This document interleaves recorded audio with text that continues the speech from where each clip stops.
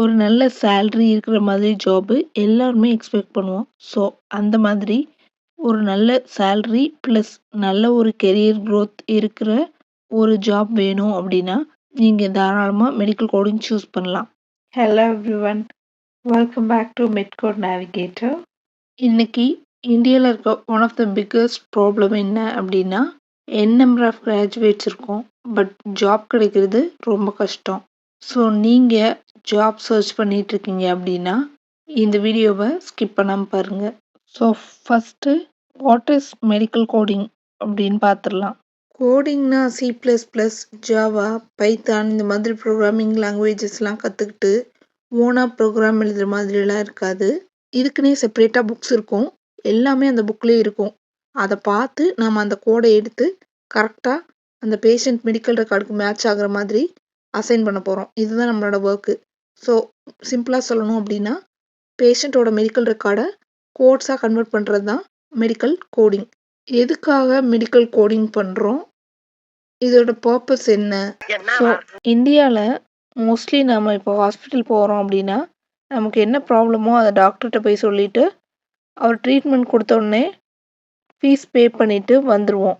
But US, Canada, UK இந்த மாதிரி கண்ட்ரீஸ்லலாம் அங்கே இருக்கிற 90% ஆஃப் பீப்புள் என்ன பண்ணுவாங்க அப்படின்னா, மெடிக்கல் கார்டு தான் யூஸ் பண்ணுவாங்க.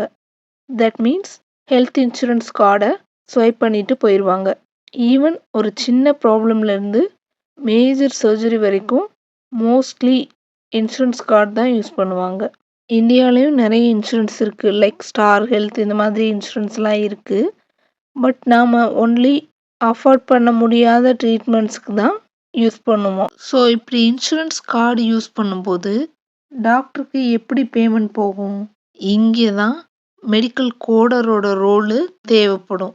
நாம் அந்த பேஷண்ட்டோட மெடிக்கல் ரெக்கார்ட்ஸை ரீட் பண்ணிவிட்டு அதுக்கு அப்ராப்ரியேட்டான கோட்ஸை அசைன் பண்ணி இன்சூரன்ஸ் கம்பெனிக்கு சென்ட் பண்ணுவோம். ஸோ இன்சூரன்ஸ் கம்பெனி அந்த கோடை பார்த்துட்டு அதுக்கான அமௌண்ட்டை டாக்டருக்கு பேமெண்ட் பண்ணிடுவாங்க. ஸோ இந்த மாதிரி பேஷண்ட் ஹாஸ்பிட்டலுக்குள்ளே என்ட்ராகிறதுலேருந்து டாக்டருக்கு அமௌண்ட் கிரெடிட் ஆகிற வரைக்கும் உள்ள என்டையர் ப்ராசஸையும் பார்க்குறதுக்கு பேர் தான் RCM சைக்கிள் அப்படின்னு சொல்லுவோம்.